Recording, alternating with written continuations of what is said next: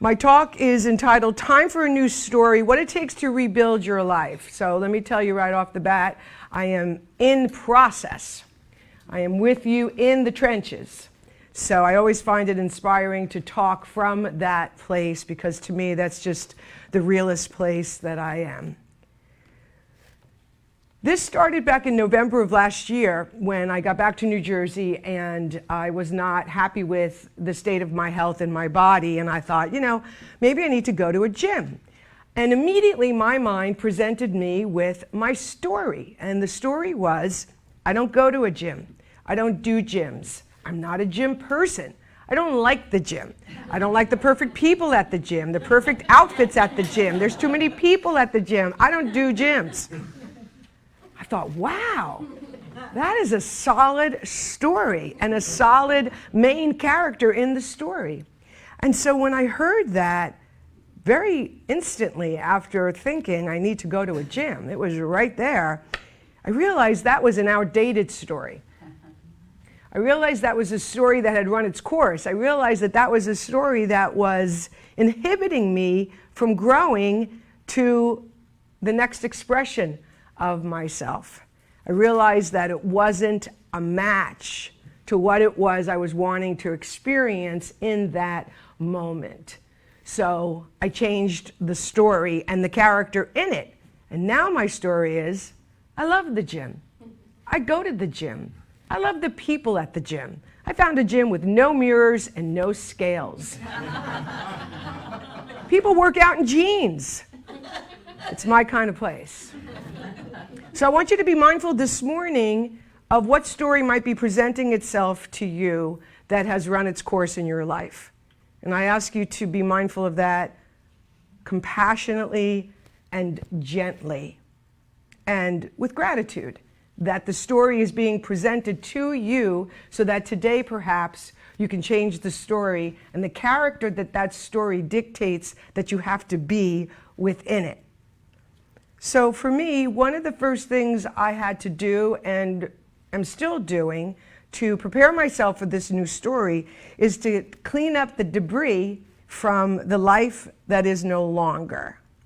So I don't know about you, but the last 2 years seems to have turned everything upside down. It seems to have changed us, in part because radical change was imposed upon us, and we had to deal with that, and we're still reeling from that in a lot of ways. So to clean up the debris from the life that is no longer working, from the you that is no longer working, from the story that is no longer working, what I have found is that you have to, well, you don't have to do anything, but I encourage you to consider the need to engage in healthy endings. We're not necessarily taught, at least I wasn't, how to end things. In my upbringing, if something broke, you plugged it in one more time to see if you can get a ride out of it. That was just the way it was as middle-class Americans. And it seems like a trivial example, but really it shows a consciousness, a way of thinking. So it's really taken me some time to do the deep dive around endings. And why is it that we have such a resistance to endings? I always go to Mother Nature. I've never seen one season resist going next. I've never seen a leaf cling to the tree saying, I'm not falling. They just let go with ease. So how do we engage in healthy endings?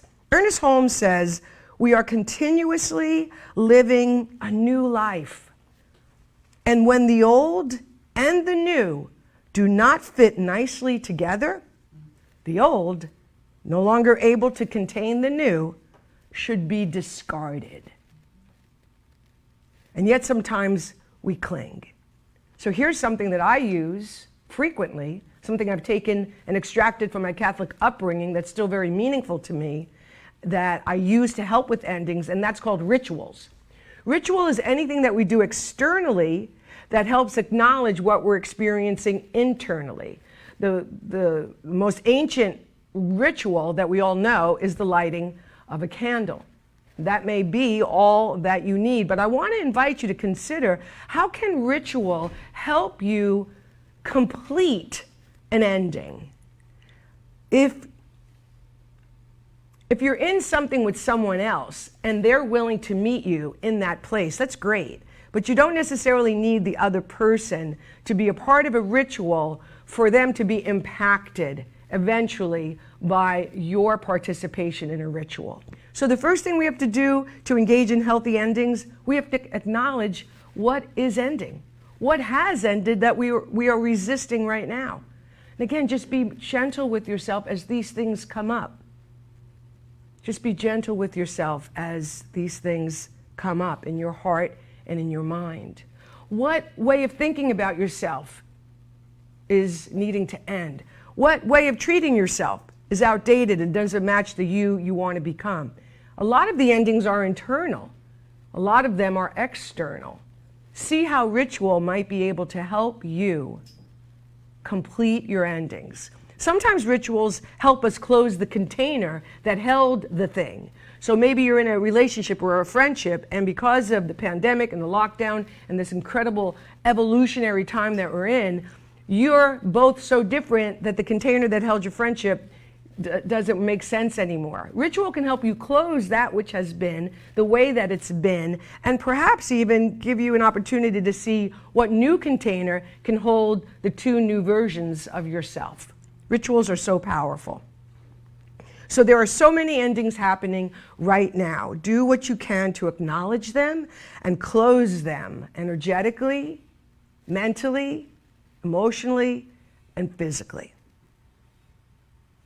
The other thing I have found that's necessary to build a new story and rebuild your life, and this is something I'm still working with, is letting go of what didn't happen.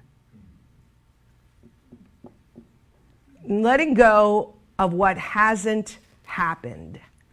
I mean, this is a tender process for me, because oftentimes, in our society, we're very goal-driven. And we hear all the time, you can make it happen if you just apply yourself. There's a very specific formula in our society about making it or achieving it or realizing a goal and a dream. And I've experienced a lot of that as true. However, sometimes life happens. And sometimes life throws a monkey wrench into your best plans. And sometimes those goals and dreams don't happen. And sometimes the momentum that you had towards them happening is stopped dead in its tracks. That was my experience when I became a full-time caregiver of my mom, which happened right around the time I wrote that book.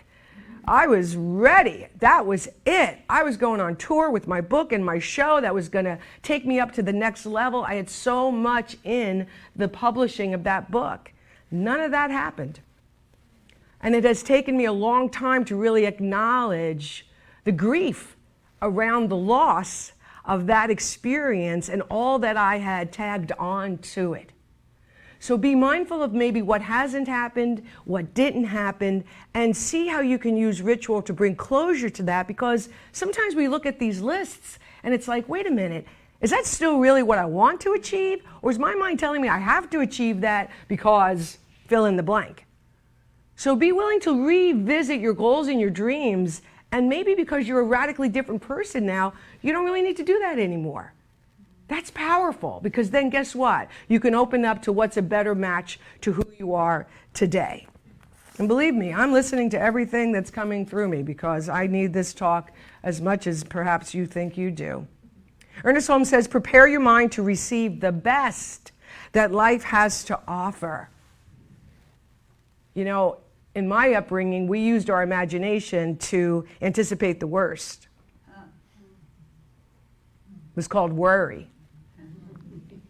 So it's taken me some time to just revisit and change how I unconsciously use my imagination, because it's a very important component in the new design for living. It's an important part of being able to reimagine, let alone rebuild yourself, an area of your life, or your entire life.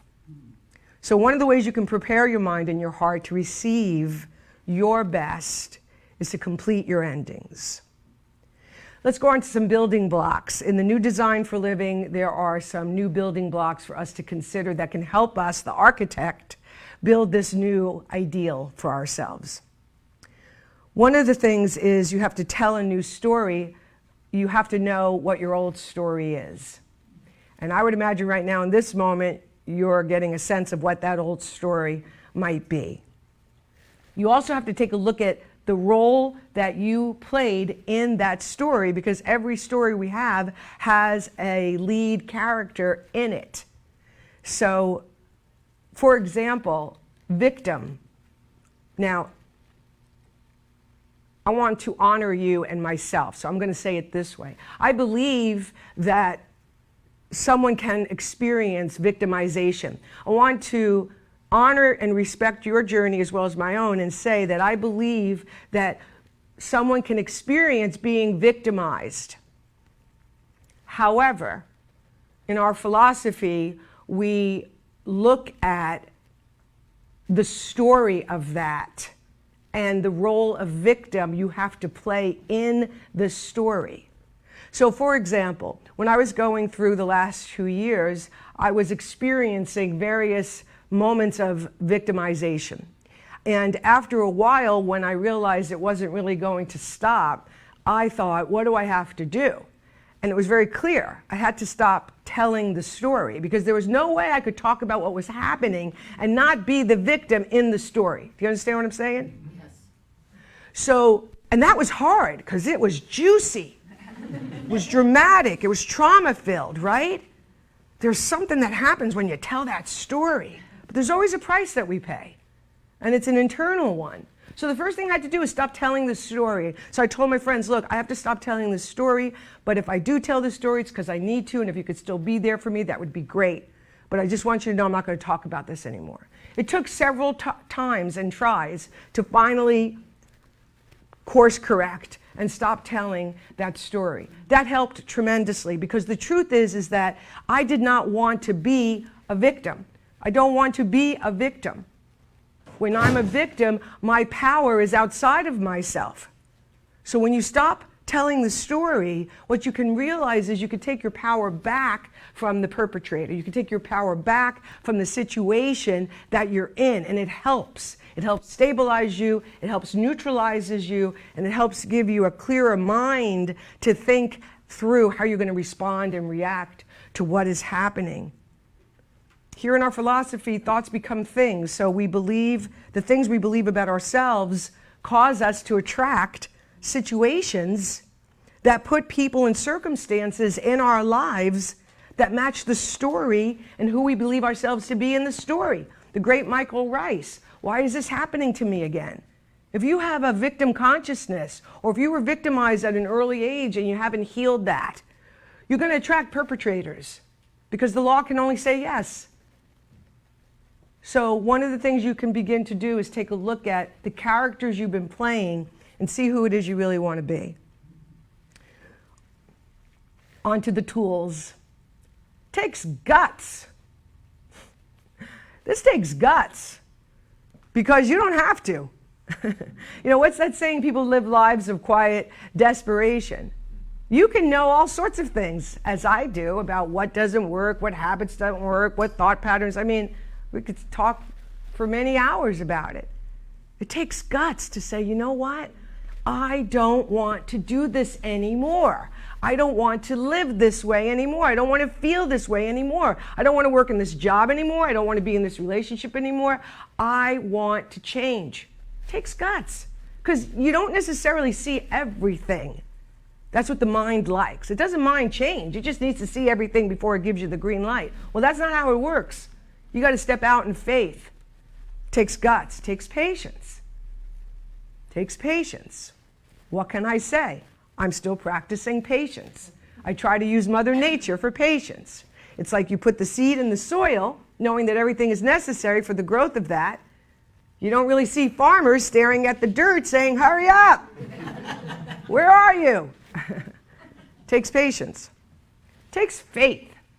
So, Reverend Savannah gave a great talk about a month ago, and I highly encourage you to scroll back and check it out. Because for me, I don't use the word God anymore. It's outdated for me. It will always inherently have separation and hierarchy in it. And I'm not there anymore. I tend to use love, intelligence, unified field, pure energy. Those words are more truthful for me. And what I realized is, you know, when you're knocked down, when you go through the dark night of the soul, sometimes the first place where you have faith is with yourself. Forget everything else. You just got to have faith that I am down for the count, but I have faith that somehow I'm going to get back up. So the other thing I have faith in besides myself are the laws, because they're real. The law of gravity. I can't see it, but I'm pretty sure if I went on the roof and stepped off it, I would be experiencing the law of gravity. So whatever faith you can muster up now, just be there with it, you know? Support. I'm blessed to have an amazing tribe of friends, practitioners, prayer partner, who are a match to who I am and where I'm at in my life. So it's not always about quantity, oftentimes it's about quality, but you need support. And this community, the practitioners, Reverend Don, we are that support for you. Confidence. Got to have confidence. Got to have some level of confidence that you can rebuild yourself, an area of your life or your whole life, which is my situation right now. Confidence. Self-love and self-care. Almost more my most favorite t-shirt, love yourself first. You know, in the old design model, we were taught that the love was outside of us. And when that person arrived in our lives, then we would experience love and the wholeness of ourselves. In the new design model, we take care of that ourselves. In the new design model, we know we are love. And we don't go into relationships to be completed, but rather complemented, right? So self-love and self-care is super important during this time of massive change and rebuild. Willingness. Got to be willing. Across the board, simply be willing. You got to be willing to fail, because in the new design model, failure is simply a feedback mechanism, right? The old design model for failure, oh my gosh, so heavy duty. No wonder nobody changed. It's like, oh my God, I might fail. In the new design model, it's just feedback about where you missed the mark and what might you need to do to hit your target again. Imagination. Ernest Holmes says, true imagination is not fanciful daydreaming. It's fire from heaven. Imagination. What are you imagining? The best or the worst? And depending upon where you are, you know what you can do. You know, that's something that Savannah talked about, you know. We're not here to shame you. Wherever you are is where you are. Honor that. And reach out for help if you need it. Sometimes when you have a lot of failure or you have a lot of things that didn't happen, you're afraid to imagine because you don't want to be let down again. So just massage that area of your life gently and see, what are you willing to imagine? And maybe you have to start super small. I am. And that's okay. Just re-establish your relationship to your imagination. And of course, spiritual practices. Visioning is the process by which we listen. I always like to say, something is breathing me right now. I'm not aware of myself having any influence over the process of breathing, but something is breathing me, and I'm glad because I'm not done talking yet. Spiritual practice is visioning. You listen to the thing that's breathing you. You listen to the God of your understanding. In meditation, you commune with it. And in prayer, you speak that fire from heaven. Lastly are the skill sets and the design plans. How's everybody doing? Let's take a breath. And exhale. Whew. Skill set, ability to be flexible and to pivot. My dad, he was a wise man. He said, one of the most important skills you'll have as an adult is to be flexible.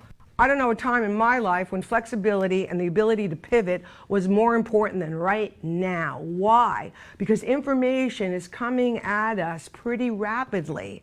Change is happening. See, this is why I got so fired up about change double-digit years ago. And to a great extent, we collectively had not been prepared for the change that we just went through. So I am revising my change curriculum because it needs to be revised. And when it's ready, I'll be back out on the circuit helping us get more comfortable with change so that we don't get so knocked down again, especially when it's imposed upon us, which is what we experienced. So the ability to pivot. I was here just a minute ago, but now this is happening, that's changing me, and now I'm going over here. I saw it at the restaurant yesterday. We were short a half a dozen people, and a server had to go from being a server to being over here, and that person easily pivoted, no resistance, and onward they went. The ability to be flexible. We all have preferences. We even have preferences about the weather. How silly is that? Oh, I wish it wasn't raining. Oh, I'm so mad it's not snowing yet. Whatever it all is. Try to let go of your preferences because they limit us. They limit us. The ability to change your mind. In the new design model, changing your mind is a skill set. In the old design model, changing your mind was like a terrible thing. What do you mean you changed your mind? They even had a saying in the old design model. You made your bed, now lie in it. But it's unbearably uncomfortable. Too bad. That's the kind of relationship we had to making decisions. Decisions so heavy duty. Oh my gosh. You know, when I worked at the restaurant as a server, I always talk about this because it's so true. People had a choice of French fries or a tater tot. Just two different shapes of a potato. You would think I was asking them burial or cremation. I mean, it would take so long for them to decide. They'd be like, oh my gosh, I got 7 other tables, just pick one. So be willing to change your mind. And don't worry about the pushback you get from people because they're not on this side of it with you. So you go, you know what? Yesterday I thought this about myself, this situation, this relationship. But now I have new information, or I've changed, and I'm going to change my mind about it. He had a change of heart, I believe is the saying. The ability to forgive. I watched the movie Mary Magdalene more than once on Netflix, and I recommend it. It's the missing piece to that story. But there's a moment when Jesus is talking to all the women, and he's talking about forgiveness, and one of the women tells the story about how this group of men came and repeatedly raped and then ultimately killed their friend, her sister. And she says to him, you want me to forgive them? And he says to her, how much does it take every day for you to hold that hate in your heart? Right? It's like, So you have to give it up. And how do you give it up? Here's how I give it up. The great Ram Dass. Best forgiveness lesson I ever learned. I love you. You're a liar, a cheat, and a thief. And I love you. I'm not going to play with you. I can't play with you. I can't engage with you. I can't be in relationship with you. And I love you.